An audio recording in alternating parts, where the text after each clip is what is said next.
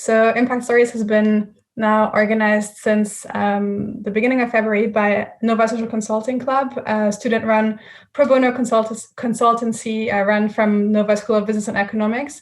Our core business has always been to provide high-quality consulting services to social organizations here in Lisbon and the surroundings, giving at the same time the opportunity to students to, on one side, get some consulting experience in a real-world project, but also to get that exposure and that sensitivity of working with a social or environmental organization.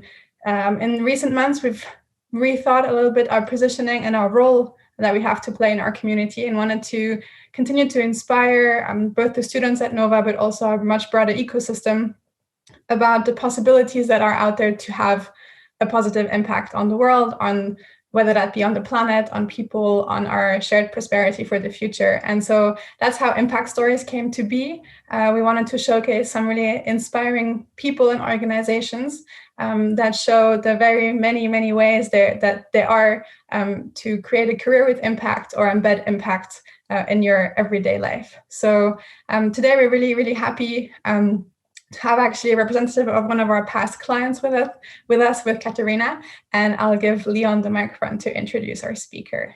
Thank you very much all for being here with us, and I hope that you'll join us as well for our future talks, and that you will stay in touch with NSC and with the broader impact ecosystem here in Lisbon.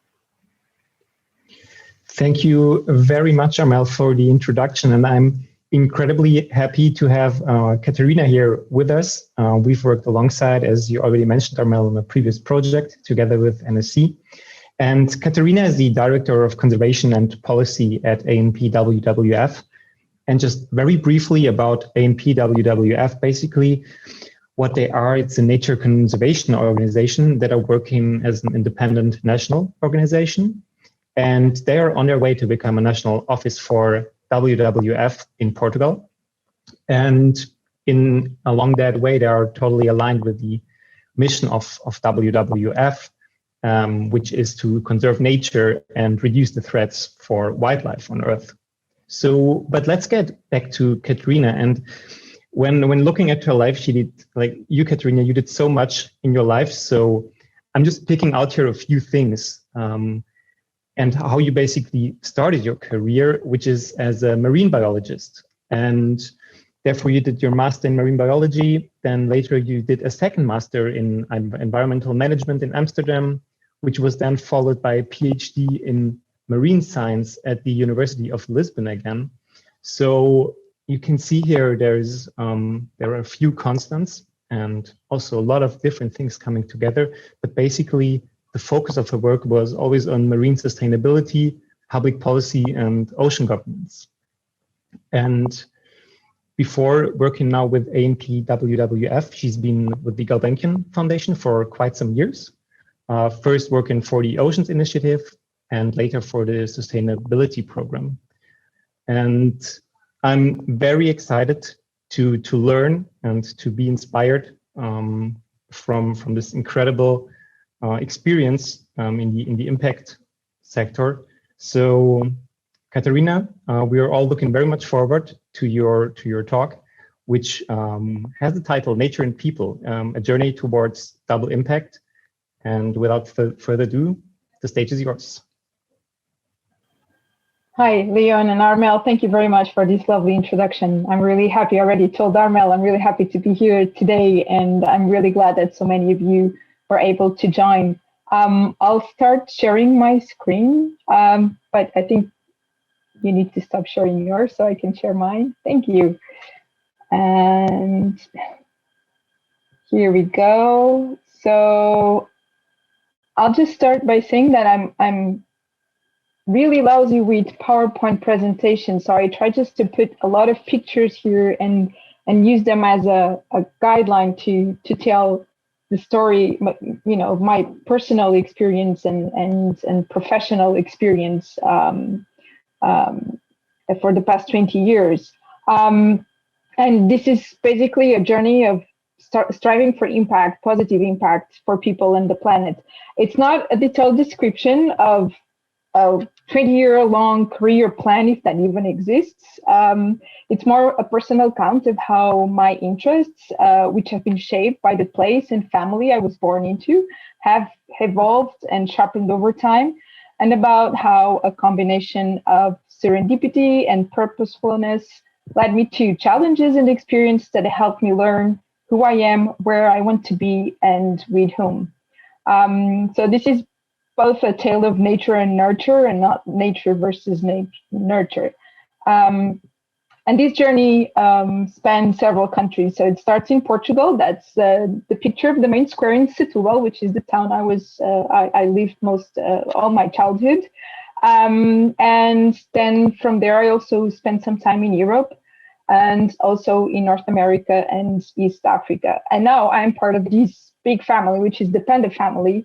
And that's really how people that work at WWF refer to themselves. They're part of the Panda family.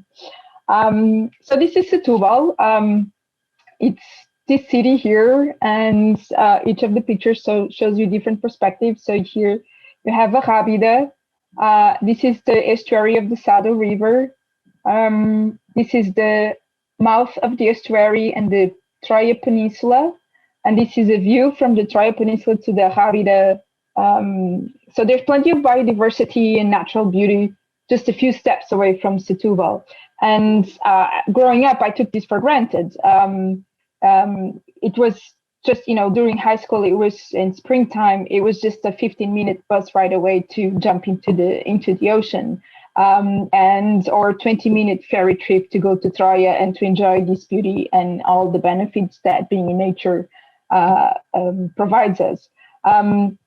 And also, as my family, in terms of background, was kind of middle-class family, interested in cultural and political stuff. So I was often aware of the political context of the country. And, as many families, we had this habit of watching the news on TV at dinner time when newscasts were less than 1 hour. They're really long now. And at the end of high school, I was divided about studying biology or something completely different. So I was never one of those people that know from the 6 years of age that they want to be a marine biologist. No, I was really divided. I even considered going to the police academy. Don't tell anyone. But I had this kind of naive idea at the time that police officers could also be community liaison officers instead of just, these hard state authorities. But then I decided to study biology, and off to Lisbon I went, and very happily so. So Setúbal is a lovely city, really nice to grow up in, not too big, not too small, but I actually crave the anonymity of the big city and everything it has to offer. So this map, it means a lot to me because it's similar to a map that I bought as soon as I moved to Lisbon to attend university. So GPS was yet used by the military only. Google Maps and Google Earth hadn't been created yet. So that's what we old folks did 20 years ago. We bought street maps, preferably with the street index, which made it really easy to use. So the uni years were, what the uni years are. Plenty of new friends, new discoveries, you learn a lot, you go to parties, you enjoy yourself, you discover yourself and others, and you also discover your path. So at this time, and this was pre-Bologna, I don't know if you're familiar, so the university degrees used to last 5 years here in Portugal, 20 years ago. And at the end of the second year, I took the mandatory basic biology courses, but I was really frustrated because it was, it wasn't exciting. It was just, memorizing. Of course, there's a lot of learning and it implies memorizing, that's okay. But it also almost didn't bear any connection to the real world. So I considered quitting at the end of second year of university. I wanted something more practical and even contacted a development NGO at the time to see if I could get a job with them and go and work, somewhere far away from here, even if it was part-time. But the reply was very blunt and honest, I have to say. You need a uni degree for the type of work you want to do. So I decided not to quit and carried on my studies. And the fifth year of the biology course at the time, I had to do this mandatory 1-year internship. working at IPMA, which is what then was the National Fisheries and Sea Institute. And then I was researching this fascinating topic, which is sardine reproduction. Yes, sardines reproduce themselves. I had to measure, weigh, gut, and analyze the gonads of 1,234 female sardines after discarding about the same number of males. And all this work to learn that there might be some differences in the length and time of the spawning season between the south coast of Portugal in Algarve and the west coast between Peniche and Matosinhos. So I was contributing with my work, with my 1-year research, to a long-time series, which suggested at the time that there might be 2 separate stocks of sardine off the Portuguese coast instead of just one, which could have implications for fisheries management. So I learned a lot about lab work, mostly that I didn't like it, and that research takes a really long time to inform decision-making and to impact people. So maybe, lab research wasn't for me. And this led me to do a master's degree in environmental policy and management in the Netherlands. It was a first 1-year degree and very practical, and when compared with the traditional master degrees available at the time.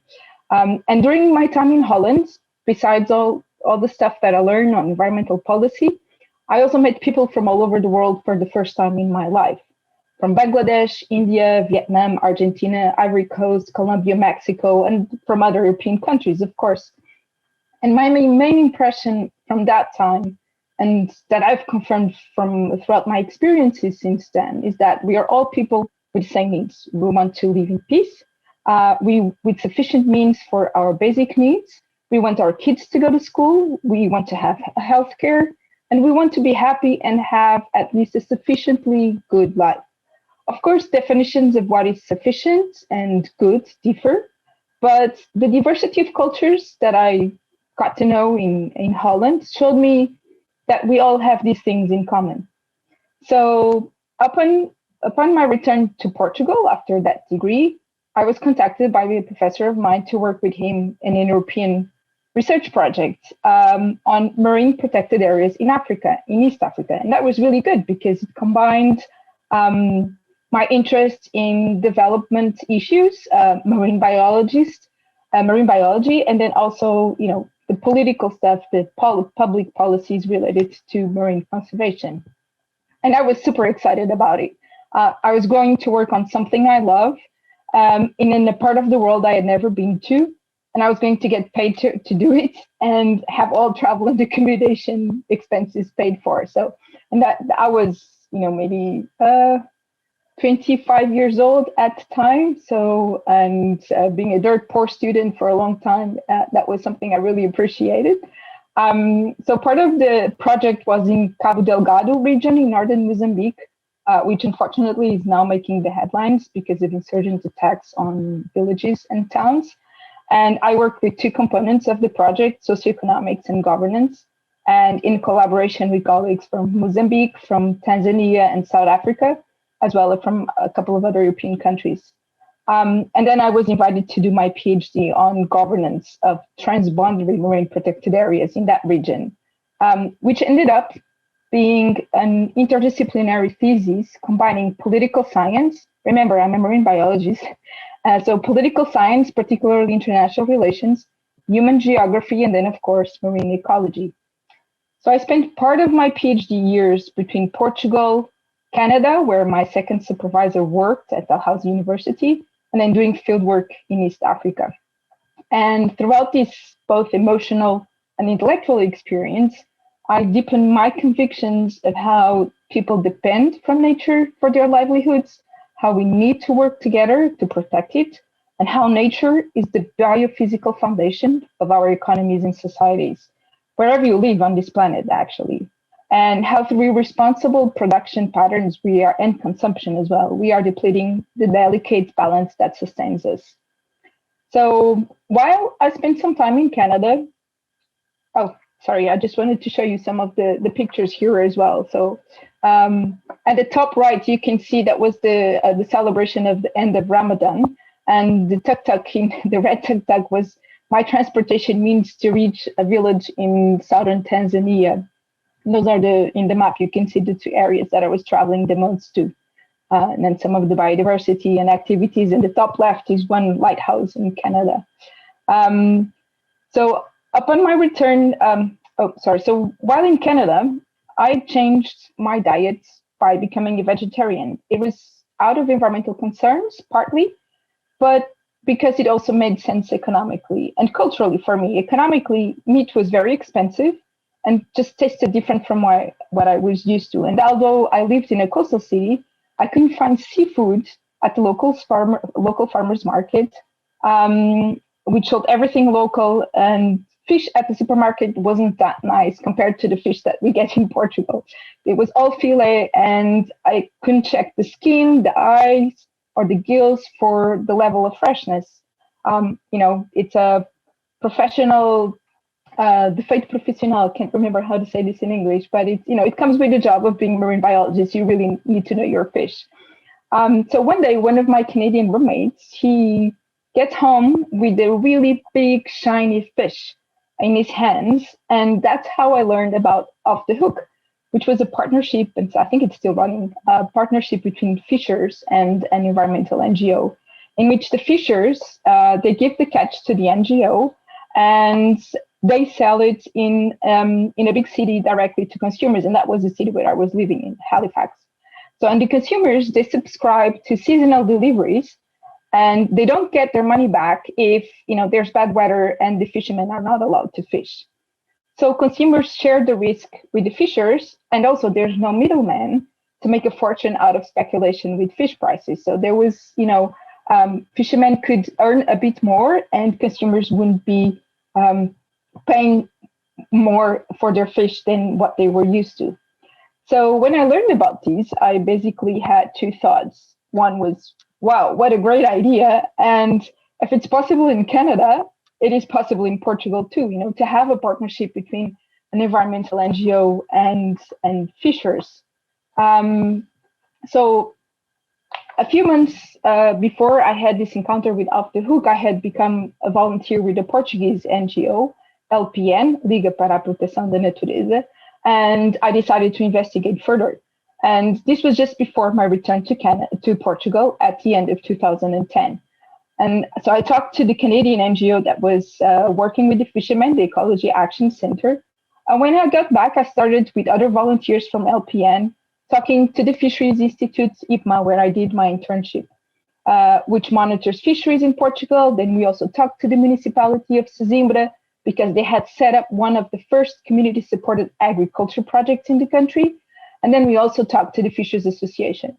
So 3 organizations worked together to make this happen: the Cabaz do Peixe, an NGO, a Fishers Association, and the municipality. And bit by bit, we did a consumer survey. We met with parliamentary political groups, and then with the Secretary of State, which offered to help us find a solution for the direct sale of fish, because it's highly regulated in Portugal, and you have to go through the auction sites, what we call LOTA. And then we prepared the funding proposal, submitted, and waited 1 year for the results. Then another year was needed for the association, the Fishers Association, to set up Cabaz do Peixe. By the way, it means fish basket for those of you who don't speak Portuguese. And then it was launched in July 2015. And started by selling in the surroundings of Sesimbra, but it then expanded to deliver in Lisbon too. So if you're living in Lisbon, there's a few delivery sites that you can check. And I'd just like to show you who are the people in this picture. So here, this is Arsenio. He was the president of the Fishers Association at the time when we started this project. And here is Antonio Pila. He was the vice president and then later became the president as well. And they were like the key people in the association to drive this project. And Karina, she worked for the association. And Antonio, he worked for the municipality of Sesimbra. And this is the 3 of us celebrating in front of the Secretary of State of the Sea, the fact that we found a solution to make this project happen. And this is some of the volunteers that helped set up the project. And this is the day that we launched the project. They launched the project. They run it all by themselves. And about the time, I think maybe a couple of years before the Cabaz do Peixe started, I had started working at the Gulbenkian Foundation with their Oceans Initiative as a program manager. It was a very exciting program that brought together marine biology and environmental economics under the topic of economic valuation of marine ecosystem services. And one thing I was very mindful of at the start of this program, and my colleagues too, was that scientific research, the scientific research that we were sponsoring and supporting needed to contribute to policy, to decision making, and have an impact on people's lives. We wanted scientific research to inform decision and impact people's lives, but also to put science more directly at the service of citizens. But for this to happen, we needed to do it differently. So knowing what we wanted to happen, but not necessarily now, we had this great idea at the time that besides publishing scientific papers, we would like the researchers to prepare policy briefs. We know that there's not a single decision maker that will read a scientific paper, let alone 200 pages long reports. But then we also had other problems besides asking them to prepare policy briefs. Is how do you write a policy brief, and how can we help researchers to prepare their policy briefs, and what should we do with the policy briefs when they're ready?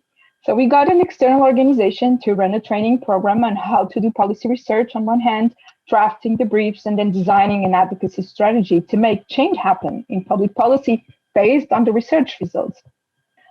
We got to the part of getting the briefs ready. This one here in the middle is one example of such briefs, but we never got to do the advocacy part because then the program was over, the Oceans Initiative was over. And when it was over, I joined the sustainability program also at Gulbenkian Foundation. And there I had the opportunity to organize an advocacy training for NGOs, environmental NGOs. I knew from my experience as a volunteer with LPN that many NGOs in Portugal do advocacy work and that they try to influence public policies. But as I was involved in organizing these trainings, I learned a lot about the intersection of research and policy, of knowledge and action. And this linked really well with my interest, personal and professional interest in people and the planet. So I decided to take a leap of faith. I loved my job at Gulbenkian. I spent there 7 years, which is the longest I've been at any job. But I wanted to be at the forefront where action takes place. Philanthropy, don't get me wrong, philanthropy plays a really important role in supporting nonprofits in their work, but I no longer wanted to be in the supportive role. And this, of course, led me to my current 15-month-old job, where I do work with a local team here in Portugal of 20 people, about half in the conservation department, and then one fourth in comms, and another fourth in fundraising, finance, and admin. We're a small but highly motivated team, as people from Nova Social Consulting can attest to, and we're happy, and very proud of being connected and part of the largest conservation organization in the world, which means that we have access to a huge breadth of knowledge, innovation, and global partnerships. But most importantly, we're an evidence-based organization that uses innovation, establishes or participates in partnerships with other NGOs, with decision makers, the private sector, industry, farmers, fishers, etc., to drive and advocate for change so that we can have the necessary impact to create a future in which people live in harmony with nature. So I'd like to finish, and I already showed you our latest report on sharks and rays, guardians of the ocean in crisis. It's about sharks and rays in Portugal. It was launched just 1 week ago, and we argue that these animals, they are guardians of our ocean because of the multiple ecological roles they play, but are under serious threat from overfishing and bycatch. And we have a series of recommendations for decision makers, fisheries, scientists, retail, and consumers. So they're all segmented according to the public and what it's in the power of these different groups of people to achieve. But our main ask is that we need a national action plan for sharks and rays. And why am I telling you this? Because I think this is actually a very good timing and interesting timing, that this really is an example of how WWF works, but also how I like to work and what I've always strived to work, which is, do evidence-based work. We collect information, we analyze it, we get our conclusions, and then we have to decide, so what do we want to achieve? Now, this is what we know. This is the baseline. What do we want to achieve? Who do we need to engage with? Who can we partner with? And how, we get to the goal that we want to achieve. And we're at this critical moment now that we've launched the report, and we're starting to have meetings with decision makers to convince them to act and protect sharks and rays. So this is quite a long story. I tried to just give a brief overview. I just wanted to add another thing, which is, and then leave room for questions, which I'm more than happy to answer, which is, being a marine biologist, I had no experience, management experience, but this is something that I have acquired throughout my different roles, as a project officer and also project manager, as a PhD student. I did 4 months of field work by myself in East Africa, and I had to organize everything. So that's quite a good project management experience. And I think one thing that has always helped me is that I'm very curious and always interested in learning more about the roles that I have and what I can do in the future and who can I have on this journey. So thank you very much. I'll stop for now, and I'm more than happy to answer your questions. Thank you so much, Catarina, for super inspiring and very refreshing also session about the topic that I think maybe many of us aren't very aware of, despite the fact that we do live and enjoy the ocean every day, or almost, especially on our campus in Carcavelos. So it's great to have these insights. I'd love to open the floor to any of the audience to ask you any questions, comments. We really want this to be interactive, and this is your chance to all of you to get into the conversation. Max, go ahead. I see you've raised your hand. Yes, thanks, Armel. So, for me, the last week was a pretty intense one regarding thinking about the marine life, because I think many of you have seen the movie Seaspiracy during the last 1 or 2 weeks or whatever. And my question would be, so after watching the movie, I kind of lost my trust in any certificates like MSc, for example.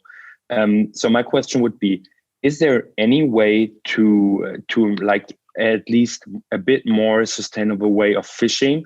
Or is the message of the movie, which at least in my perception was, it doesn't really matter what fish you buy, because in the end, it's all the same stuff. So my question would be, is there any way to a more sustainable consumption of fish?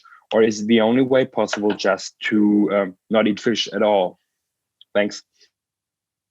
Okay, so we prefer to talk about responsible fisheries than about sustainable fisheries. It's very, very hard to define.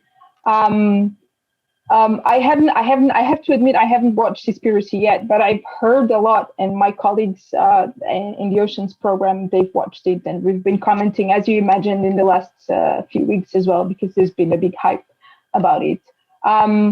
What I think the documentary is very good at is raising awareness about the troubles with the ocean, which are, it's usually out of sight, out of mind. You only see the surface, you don't know what's going on down there. So it was really good at showing a lot of the problems with the ocean.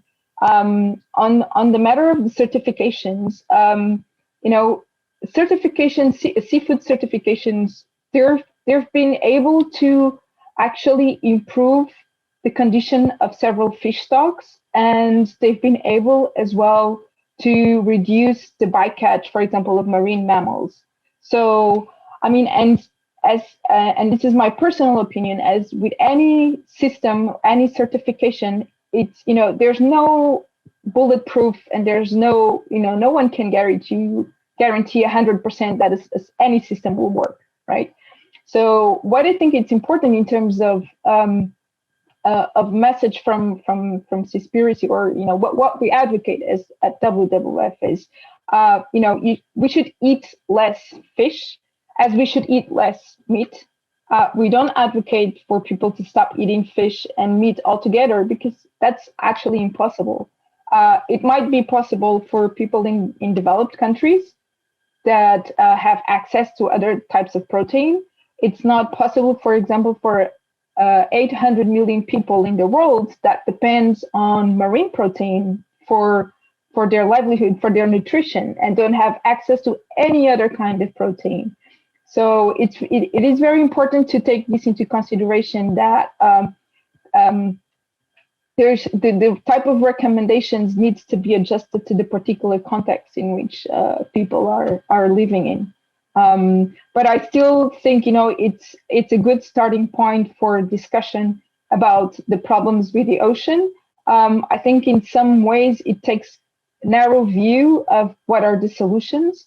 And I think it's important also to highlight that there's a lot of work being done by many organizations that does not have that visibility, but it's still getting fisheries to be improved significantly in some parts of the world. Of course, it's not easy. It's a difficult sector to work in, because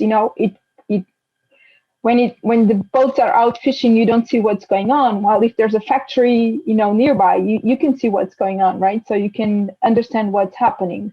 But with everything that is ocean related, it's more difficult to work. But it doesn't mean that there's nothing being done. There's a lot being done. And it's I think in some way, it's one of those examples of part of the work of improving fisheries is invisible. It's not, you cannot see it in the quality of the fish you eat, because you cannot say whether, from the quality of the fish you eat, whether that's something that is due to the work of the organizations that strive for responsible fisheries. I hope I answered your question. Thank you, Max. Yeah, thanks. Raquel, I saw also you have your... Hi, everyone. Hola, Catarina. Thank you for the inspiring presentation. Your life is really inspiring, and thank you for that. Just following up on Max, just to add something that WWF and ANP did this Guia do Pescado tool, the guide of fish. So when I was seeing Seaspiracy, watching Seaspiracy, I was learning all about the certification and the things that go bad in certification. I was also thinking that it's very useful to know the season of the fish, to know the local fisheries. And I think this is a great tool that the WWF and ANP has developed. And sometimes I go there when I'm not sure if I should eat or not some fish. So I think it's a good tool. My question for Catarina is, I was wondering, because you mentioned this report on sharks and rays that I have in my to-do list to read, and it's such a ambitious plan and so complex. And my question is, what's your strategy? Are you going to make advocacy locally in Europe, in the world? What's your strategy? Because I get the feeling that also the Asia and these countries that have a big impact on sharks, is it my knowledge? I didn't read the report, but I'm wondering if you are focusing first in these countries that have a huge impact or not. So I was wondering what is going to be your strategy from now on, and thank you. You're welcome. It's a pleasure to see you, Raquel. So the report is about sharks and rays in Portugal. So we'll be doing our advocacy at the national level and also with the autonomous regions, because there's also a lot of part of the catches are also significantly high in Azores and Madeira. And what we're aiming to do, and it makes sense for us to work here in Portugal because, and that's one of the findings of the report, is that Portugal has the third largest catch of sharks and rays in Europe, and it's the 12th at the global level, which is a lot for a tiny country like ours. So when we think about, the Asian market or the Asian fishing fleets, no, those are the ones killing the sharks and, having a lot of bycatch. That's the incomplete picture that this report unveils, that there's a lot of shark fishing and ray fishing going on in Portugal. And what the report also shows is that there's evidence that that suggests that there's been an increase in the demand for rays. So there's been an increase in imports of rays, and an increase, and that indicates that there's more internal consumption of rays. And there's been a decrease of exports and higher landings of rays as well. So that's a concern for us. It's also a concern that several species that are targeted by fishers that not targeted, they're bycatch in Portugal, they're endangered species. So that means when we advocate for the national action plan, it's at the Portuguese level. About 20 years ago, the FAO did a global action plan for sharks and rays. But, global, that's very broad, and it doesn't trickle down to the national level. Then 10 years ago, the EU did also an European-wide, and we are advocating for a national action plan for sharks and rays. It's something that each EU member should be doing, but it's not legally binding. That request from EU authorities. And that's what we'll be advocating, that the Portuguese government develops a national action plan for sharks and rays within a year time. Okay, thank you. Cool, I think we have another question. Leon, just unmute yourself. So first of all, thank you so much for your inspiring talk. And you worked a lot along your way alongside other scientists, and also going the political way into saving the environment, or trying to do a part in that. And I was wondering, did that experience more contribute to being a bit depressed about long processes and a very long advocacy? Like, it's just a very long journey from scientific research to a final decision making, or was it somewhat, also, did you went out of it, or are you going out of it with a positive experience and thinking, yes, it may take long, but there is an impact, and that's the way to go? Okay, so that's a really good question. It's both. There's moments where you can get quick wins and you get really happy about it, and you think everything goes just smoothly. Even though the Cabaz do Peixe took quite a long time from, the initial idea at the start of 2011 until it kicked off in July 2015. So that's 4 years and a half. But in terms of how fast we went from having the idea to have something solid to prepare a project proposal, that was quite quick. And in trying to understand how we could go around, well, we didn't go around the first sales system in Portugal, but we found a solution to get fishermen engaged in marketing of the seafood that they catch. But then, of course, so one of those significant moments for the Cabaz do Peixe was when we had the meeting with the Secretary of State, and it was LPN, so the environmental NGO, the fishers, and the municipality of Sesimbra. And I remember vividly the Secretary of State saying, "I'm really happy to have you all here sitting at the same table working together." And, it's a really good PR moment as well, that you get all these partners together, and he recognized it. I know that's kind of a project that has been cherished by several politicians here in Portugal. But then you also get depressed about long processes. But it's it's part of how things work, you know. Sometimes the policy work, and that's what I think it's what it's interesting. You can have a plan, and it works differently at the national level, at the EU level. So the legislative process at the EU level, it's very clear. There's a timeline, there's deadlines, there's structure. You know what's going to happen and when it's going to happen. In Portugal, now you have to, find your windows of opportunity. You have to be opportunistic. You have to bug a lot of people sometimes to get access to information, to get a meeting. Sometimes it's very easy. Sometimes it's quite difficult. But, I think one thing that I've learned throughout my experience is that, if you're here for the long run, you start enjoying the marathon. You're not here for the sprint.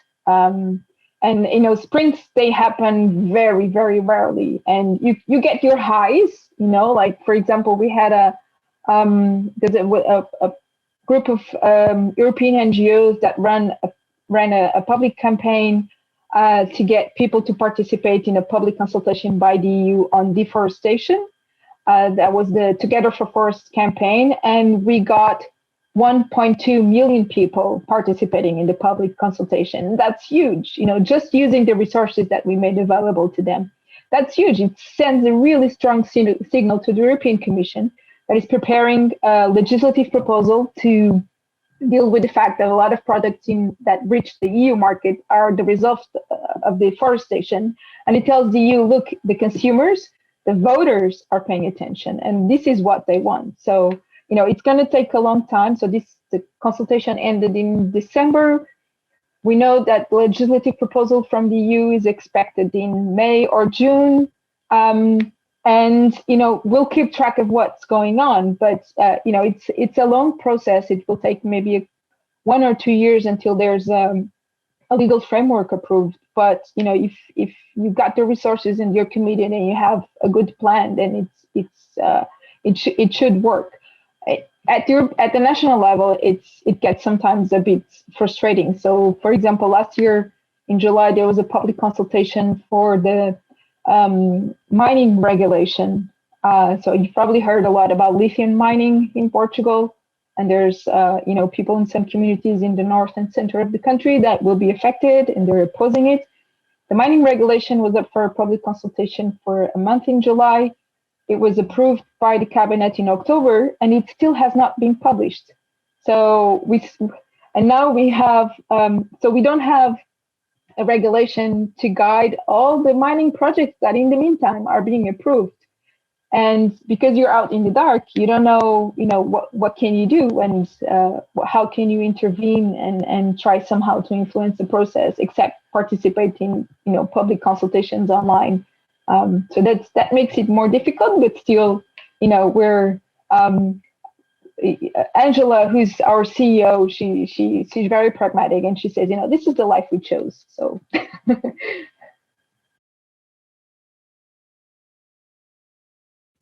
Thank you very much. Thank you, Catarina. Are there any other questions? Otherwise, I have one as well. I'll jump in then. You mentioned both from your work now, but also in your PhD and your previous path that you've been doing a lot of that kind of interdisciplinary work. And it's a space that I also come from. And I'm really interested in actually hearing your experience about how it has evolved over time and how actually projects about environmental responsibility, ocean responsibility, how the stakeholder engagement has changed, who's now getting involved more, and especially maybe in these times now, how's that conversation managed between the politics, the researchers, the activists or NGOs, but also the industry, not only the fisheries, but also on the distribution and consumption side, and kind of how that landscape is moving at the moment? Maybe it's a big question, but I'd be interested. No, there's a lot of elements to that question, but I'll do my best to tackle them all. So in terms of interdisciplinary research, it was something I wasn't familiar with before my PhD, but it's something that somehow I think I always, it was part of me, the fact that I had this interest in environmental protection, but I was also interested in politics and public policy. And so that kind of makes sense, because if you want to protect the environment, you can do groundwork, and that's part of what we do. But you also have to think about the system in which you live in and what are the incentives for things being the way they are.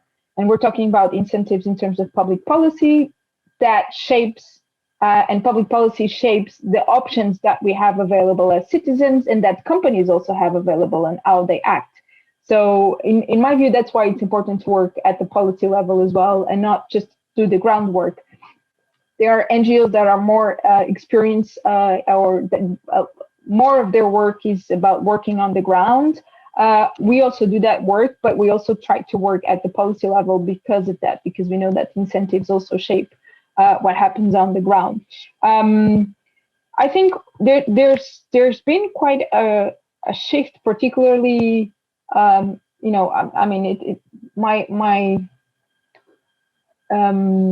baseline for the analysis. I know Raquel is familiar with the term shifting baseline syndrome in fisheries and the environment, in which you think if you take as a reference what happened when you were as a child, you can say whether it has improved or not, but you don't know how bad or good it was, 100 years ago. So, and if we keep using, when we were a child as a reference, then that's the shifting baseline syndrome. And so getting back to the question, how things have changed in the past, 15, 20 years, I have the impression that, and at least in my work, there's way more attention to stakeholder engagement. And WWF in particular is very, very attentive to the needs of indigenous people and local communities. And, things like free, prior, informed consent about the work that is done, which, in Portugal, it's something that is taken for granted, that if we want to do work, ecological restoration work, we have to talk to the landowners. In some parts of the world, that's not how it goes. So there's huge concerns about stakeholder engagement, and I can give you an example of a project that we have in Berlengas, which is a group of very tiny islands / rocks just off from Peniche. And we have a project on co-management of the goose barnacle fishery. Goose barnacles are perceived, they're crustaceans that are attached to the rocks, and they're this delicacy, ocean delicacy. And so we have this project that we work with the fishermen, with scientists, with environmental NGO, with fisheries authorities, and with the nature conservation authorities, because that's a marine protected area as well. And we're the facilitators of the co-management committee, and we facilitate reaching a consensus on fisheries management decisions, on data collection, on the status of the resource, on the fishing activity, and with that, facilitate that decisions are made on how often they go fishing, what are the catch limits, and what is the fishing season, basically, or the harvesting season in this case. So this is something that, and we're trying to replicate that experience in the Algarve with the octopus fishery as well, trying to set up a fisheries co-management committee, which is a huge challenge because Algarve is much bigger than Berlengas. And there's, instead of 40 fishermen, we have 700. So that's, and there's a pandemic going on. So that's very, very different. And then on the issue of, the work with researchers and scientists, and, part of the work that we do, as it's evidence-based, it has to be something that, we either produce our own research, and that's what we did with the Sharks and Rays reports, but we had it externally reviewed by a shark and ray expert, and also by an economist for the trade and consumption. So we really try to have our, research really robust. And it's very common for us to consult with researchers and scientists to try to get insights on some of our work and our decisions in terms of projects and what we do. So I don't know if I answered very well your question, but let me know and I'll try again. No, that's good. I think it gives a very good picture of the complexity and the amount of stakeholders that need to and should be involved in these conversations to ensure that also the there's local ownership and recognition of what's being done, and that it can be sustainable over time. So thank you for that. I don't know if there's any other questions. Maybe one. Or Leo, oh yeah, ahead. Max. No, Max, you go. I just know we have to finish at 7 sharp. So I think maybe one, or maybe we have time for a second one. But Max, please. Yes. During the last days, I read a bit about deep seabed mining, and I wanted to ask if you, because I'm still learning about Portugal, if you have problems with that in Portugal as well, and what your personal position on the topic as a whole would be. Okay, so that's a very easy one. Personally, and that's WWF's position as well, we're against deep seabed mining. And if you're interested, we launched in February a report. So it's a WWF, a global report from WWF on what we know or don't know about deep seabed mining and why we shouldn't go down there and get minerals out. In Portugal, in particular, there's, we actually sent a letter. Don't tell anyone, but we sent a letter a few weeks ago to some members of the government asking for a clear position from the Portuguese government about deep seabed mining, because we get all this, discourse about, you need to protect the oceans, and we're hosting the UN Oceans Conference next year. But then at the same time, we see small doors or windows opening for deep seabed mining in some, in the National Ocean Strategy, in some of the legislation, for example, that mining regulation that I was talking about. It opened the door to deep seabed mining, and we were like, no, it can't happen. So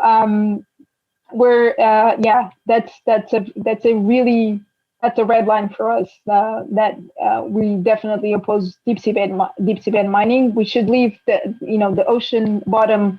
Let it be there. There's plenty of biodiversity that we still don't know.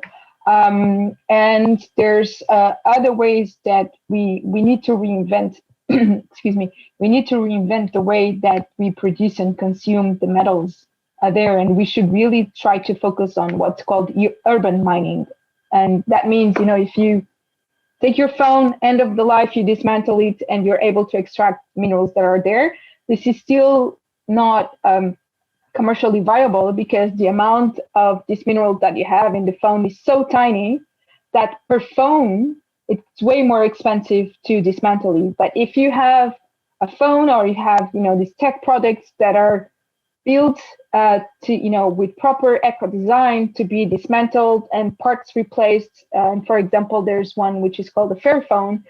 That means that you have less material requirements for this type of products, and that you can, at least from virgin materials or raw materials, and you can have a more closed loop economy and reduce the need for mining, and completely eliminate the need for deep seabed mining. So what the report shows is that most of the research or the scenarios that have been carried out until now, arguing that we need deep seabed mining, they adopt a business as usual perspective.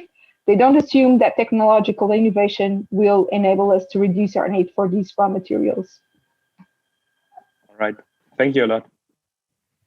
Cool. Thank you, Catarina, and also being mindful of the time.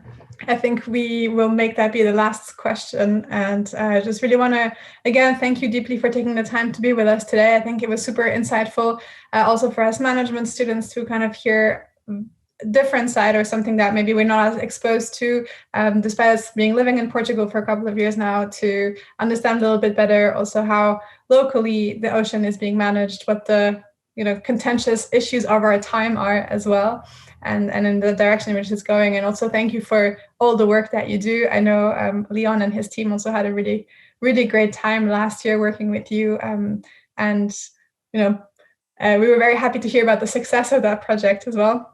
So congratulations for that. And thank you for being a part of our ecosystem and our community, and for sharing your knowledge and your passion with us today.